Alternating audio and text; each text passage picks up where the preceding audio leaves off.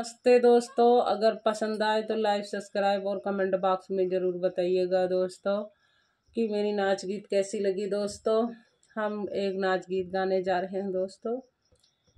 सुंदर सूरतिया पे पापा लुभाए गए, सुंदर सूरतिया पे पापा लुभाए गए। देखे नहीं घर ना घराना, देखे नहीं घर ना घराना, और ना रही ना बतिया करेला खवाली, बतिया करेला खवाली।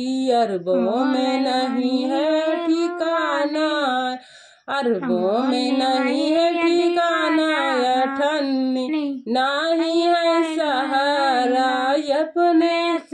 अपने समझ से राजा डिप्टी कलेक्टर, अपने समझ से राजा डिप्टी कलेक्टर। लिखे नहीं समझिया जीवन के कवन सहारा, बलमा मिल गया वारा, निकल गया वारा, बलमा निकल गया